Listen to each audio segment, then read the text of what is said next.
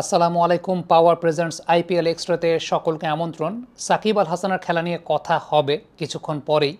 তবে মুস্তাফিজুর রহমান দিল্লি ক্যাপিটালসের যতজন bowler bowling করেছেন তাদের মধ্যে বেস্ট পসিবল আউটপুটটা মুস্তাফিজুর রহমানই দিয়েছেন। ইভেন যতজন বোলার বোলিং করেছেন সবচাইতে ব্রেন দিয়ে বোলিং করাটা মুস্তাফিজুর রহমানের কাছ থেকে দেখা গেছে। প্রথম ওভারে 6 রান, পরের ওভারে 7 রান, তারপরের ওভারে 13 রান। লাস্ট ওভারটাতে যে দুইটা বাউন্ডারি কনসিড করেছেন আমার কাছে মনে হয়েছে সেটা দুইটা আসলে আনলাকি বাউন্ডারি তিনি কনসিড করেছেন। সাই সুদর্শনের ভালো এক্সিকিউশন, সফট হ্যান্ডে লাস্ট মুহূর্তে শট, চেক শট খেলেছেন এবং প্রথমটা আমার কাছে মনে হচ্ছিল যে থার্ড ম্যানের ফিল্ডার হয়তো আর একটু এফোর্ট দিলে বল থেকে ধরতেও পারতেন। দ্বিতীয়টাও 4 হয়ে গেছে ওই পজিশন থেকে। এটা আসলে কিছু কিছু ক্ষেত্রে ব্যাটসম্যানকে ক্রেডিট আপনাকে দিতে হবে। বোলার তার সেরা কাজটাই করেছেন, বাট ব্যাটসম্যান সেখানে এক্সিকিউশনটা বেটার ওয়েতে করেছেন। ইনফ্যাক্ট আমার কাছে মনে হয়েছে এর আগের যে দুটো ওভার বোলিং করেছেন মুস্তাফিজুর রহমান যথেষ্ট বুদ্ধিমত্তার সঙ্গে বোলিং করেছেন। আমি একটা কম্প্যারিজন করি, দুশমান চামিরাকে খুব ব্রেনলেস বোলিং করতে দেখছিলাম। ব্রেনলেস বোলিং বলতে শুভমান গিলকে তিনি বোলিং করছেন ড্রাইভিং স্লটে, মানে উইকেট করিডোরে। সাই সুদর্শনকে বোলিং করছেন তিনি বাইরে। মানে শুভমান গিলের এক্সিকিউশনাল জায়গা থেকে চিন্তা করলে উইকেট করিডোরের বলটা শুভমান গিল টি-20 ক্রিকেটে বেটার এক্সিকিউট করছেন। শুভমান গিলকে আসলে কাট বা অফ স্ট্যাম্পের বাইরের একটু অ্যাওয়ে জোনটাতে খেলালে পরে সেখানে আপনার উইকেট পারচেস করার সম্ভাবনাটা বেশি থাকে। সাই সুদর্শনকে আবার আপনি কাট করাতে পারবেন না। সাই সুদর্শনকে গায়ের উপরে বোলিং করাটাই সবচেয়ে শ্রেয়।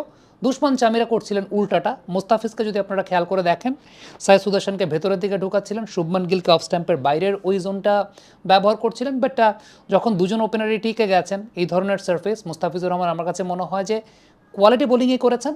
ডেফিনেটলি উইকেট পাননি, উইকেট পাওয়ার মতো বোলিং তিনি করেছেন। But on the given day যেখানে আসলে উইকেটটাও ব্যাটসম্যানদের অনেক বেশি মাত্রায় ফেভারে ছিল এবং দুই ব্যাটসম্যানের এক্সিকিউশনের জায়গাটা খুব ভালো হয়েছে এবং সবচেয়ে ইম্পর্টেন্ট ব্যাপার অন্য বোলারদের কাছ থেকে সাপোর্টটাও পান নাই।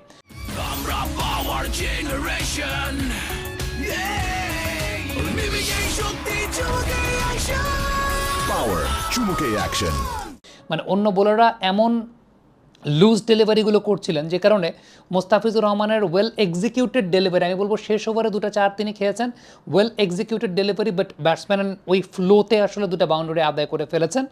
এবং মোস্ট ইম্পর্টেন্ট যে ব্যাপারটা আমার কাছে মনে হয়েছে যে একদম বোলিংয়ের জায়গাটা পুরোপুরি ছন্ন ছাড়া ছিল দিল্লি ক্যাপিটালস এবং ক্যাপ্টেন্সির জায়গাটা আমার কাছে একটা পর্যায়ে মনে হচ্ছিল যে এক ওভারের একটা স্পেল মুস্তাফিজুর রহমানকে করাতে পারতেন সেই জায়গাটাতে আকসার প্যাটেল, সেটা 10 থেকে 13 নম্বর ওভারের ওই সময়টাতে যখন উইকেট পড়ে যায়নি তখন একটা ওভার হয়তো বা মুস্তাফিজুর রহমানকে করাতে পারতেন আকসার প্যাটেল, বাট সেটা তিনি করার নাই। ইনফ্যাক্ট পরে বোলিং করিয়েছেন 15 থেকে 16 নম্বর ওভার, 4 ওভারের কোটা তো মুস্তাফিজ আসলে পূরণই করতে পারেনি। বাট আমি মুস্তাফিজের আরেকটা স্পেশাল জায়গা বলবো, সেটা হচ্ছে আজকে রোল অফ দ্য রিস্ট কাটার করেন নাই। ডেফিনেটলি উইকেটের নেচার অনুযায়ী রোল অফ দ্য রিস্ট কাটার করেন নাই, সিম আপ কাটারই করার চেষ্টা করেছেন এবং সিম আপ কাটারের এক্সিকিউশন খারাপ ছিল না, সিম আপ কাটারের এক্সিকিউশন ভালোই ছিল। বোলিং সেটাও একটা পার্টনারশিপের জায়গা, পার্টনারশিপটা ভালো করতে পারেন নাই, এটা যেমন একটা ফ্যাক্টর।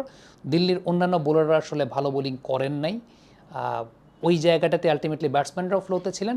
এবং সত্যি কথা বলতে লাস্ট ওভারের 2টা বাউন্ডারি আমি বলবো যে ব্যাটসম্যানের ওয়েল এক্সিকিউশন। সাই সুদর্শন এত লেটে শট খেলেছেন, যে কোনো ইয়াং ক্রিকেটারের জন্য এটা একটা অনেক বড় শিক্ষণীয় জায়গা। কমেন্ট বক্সে আপনাদের মন্তব্য মতামত জানতে চাই।